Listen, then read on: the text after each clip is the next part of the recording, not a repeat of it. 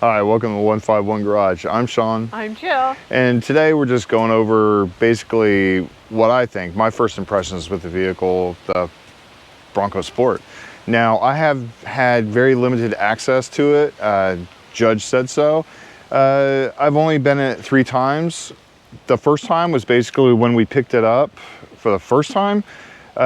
She drove me 50 feet to drop me off at my vehicle. She did slow down to 5 miles an hour, so I'm grateful for that. All I had to do is clear the back tires, I was good. Second time was a little bit longer. It was about 100 feet, and it was an unauthorized seizure of the vehicle and drive that she contacted the police about, and I begged her not to file a police report. I was grateful she didn't do it, even though the outcome was I slept on the porch that night. It was a cold night, thank God it didn't rain, which again, I'm grateful for that.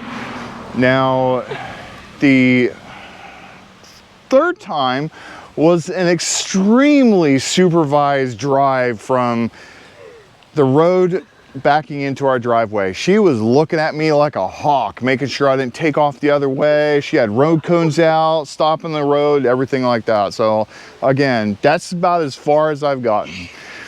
My experiences are with the vehicles that you see in front of me and one in the garage. Now, I'll go through what I think about these vehicles, and I'll go through what I think about the vehicle that's behind the camera, basically. This vehicle right here. What can I say? If my living room had a steering wheel, this would be it. It is comfortable, huge inside, absolutely love it. It is a rough ride until you put about 1,000 pounds in the back. It is a 1-ton, so it's built for that. Throw 1,000 pounds in the back, you're good. Basically, the weight of her Fiat, I'm good with it. Now, this vehicle right here, Toyota 4Runner, limited. This is what you get when a Toyota 4Runner TRD Pro and a minivan have an offspring. It is basically a soccer mom's version of the Toyota 4Runner. It basically feels more at home in a shopping mall parking lot than in the mountains. I love it. It is all-wheel drive. I would never get rid of it. I cannot say anything bad about it, because it's exactly what I wanted. It is my daily commute vehicle. I absolutely love the vehicle. It's wonderful to drive. Now, so this right here, we have the Fiat 500C. This right here is your one-legged giant's roller skate, is basically what it is. I mean, it is small. It's interesting to drive. So let me tell you this. If you're a adrenaline junkie, do not waste your money on supercars that are doing 200 plus miles an hour down the interstate. Do not worry about base jumping. Do not worry about doing all that stuff. Drive one of these on the interstate. This is the smallest thing on the interstate. I swear. Yes, I can see you now, but Sean, there's the smart car. The smart car does fit inside this vehicle, but it's a smart car for a reason. They don't take that on the interstate. These, they do. I've driven this once on the interstate. That is the last time. So nothing gives you a bigger pucker factor than actually having a semi pass you 20 miles an hour over your speed limit on the interstate. I mean, the amount of oh my gods I've said on the way to and from work, I swear I don't have to pray for the rest of my life. and of course, you have the car, you have my rat rod we call Susan in the garage. Now, I don't drive that, but I plan on driving that when we actually get it running and get it moving. But how can I describe that? It's gonna have a pucker factor. The one phrase I can describe Susan is tetanus covered death trap.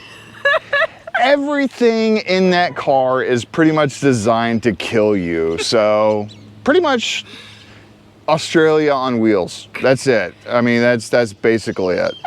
So out of these vehicles, Sorry, Australia. as of these vehicles, I drive this one the most. She drives that one the most, and we drive that one pretty much on the weekends now when we load and stuff. Again, I love all the cars. I cannot say anything bad about them. Your adrenaline junkie's car, your soccer mom's car, and your get out of Dodge car. Obviously, you can tell the doomsday rack on the side. Yeah. And if you have a suicidal tendency, that's the car in the garage. Yeah, let's not forget, that used to be my daily driver for 5 years, and I went from that to that. Yeah, she drove that one for a long time, then she bought that one. I don't know why. That's basically the spare tire size of this thing. So now, as far as the Bronco Sport, I never really thought of the Bronco Sport as an option for when I was looking. Now, I'm getting a Bronco, as everyone should know, or everyone might know already. I do have one on order, basically the exact same color combination as it is here. Badlands edition, same as she has. Now, as far as what I see, let me grab the camera. Okay, now for the Bronco. So I do like the Bronco Sport. Never really looked at it before because, again, I'm getting a Ford Bronco. But I do love the boxy styling of it. This is what the customers like. They like the boxy look now. I wasn't sure about the gray roof. Well, it's all gray, but two different color grays.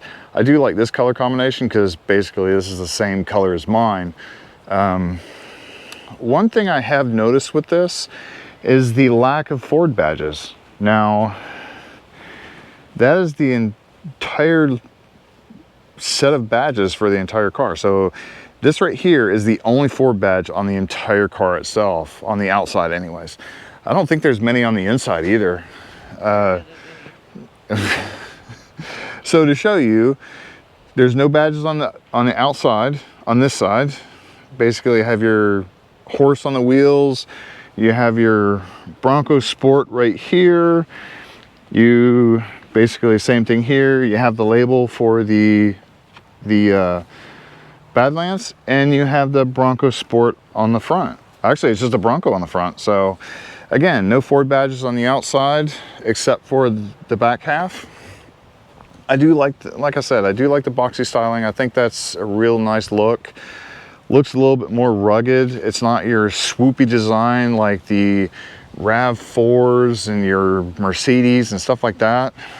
Not the G-Wagon. G-Wagon's badass.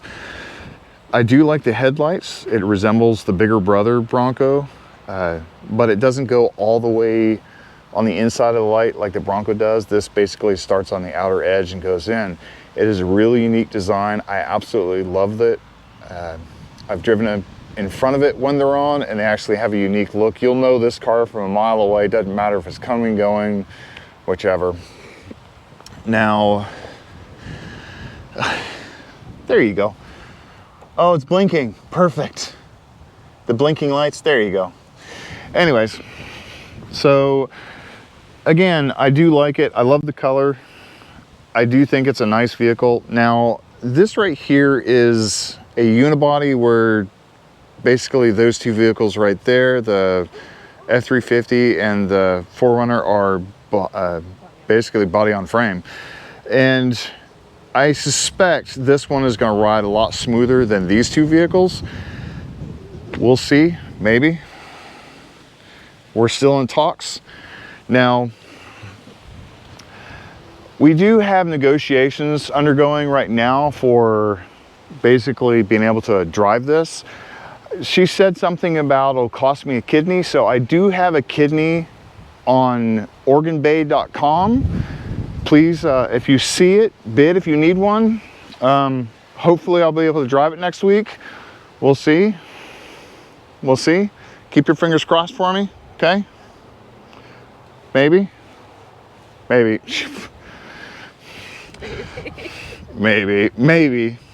Maybe. Anyways, so going on to the inside, again, the limited driving I've had, I do like it. It's a comfortable vehicle. A little bit smaller than I'm used to, not too small. I do love the graphics they have in here, as well as the graphics on the inside of this. I do like that.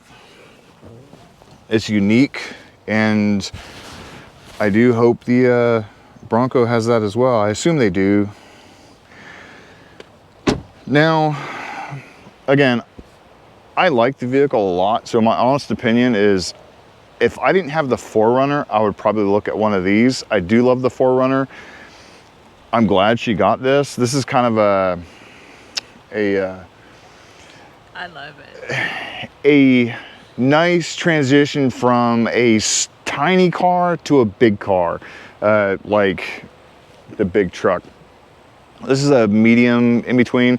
Now, if you don't need a Bronco like we're wanting, and you basically, whether it be finances or you don't need all the off-road capabilities, you do have this, you do have the styling, you do have the looks, you do have the capabilities of the big Bronco, probably not as much as the big Bronco, but again, this is definitely an option to look at. yeah, this is an option to look at. So, my honest, I give it a thumbs up.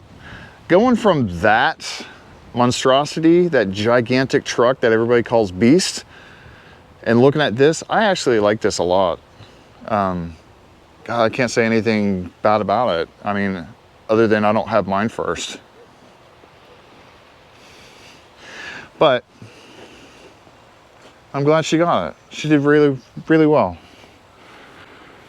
Fog lights on it. We're looking at it again today. The sales department was looking at it again. Yeah, the salespeople keep looking at her car. So now we do have some items that we're getting for the vehicle, or basically some surprises. Go over here. So for the next couple videos, we're gonna do basically how she's liked it over the last week, and then we are gonna do a video for some surprises we got. Now, this is a surprise for the vehicle. You'll see them when we put them on. I said too much, didn't I? Well, you have to wait for a later video. Again, thank you for joining us. Hope you liked the video. Hope you like it enough to like, subscribe, and hit the notification bell to see what's coming next for the Bronco. We are gonna start working on this, as we're gonna set this up for one of the vehicles we take off-roading and stuff. Hopefully the wind's not real bad, but again, we'll end the video here now that the weather's getting a little bit windier. And hope you like, subscribe, hit the notification bell, and hope to see you next video. Bye. Bye.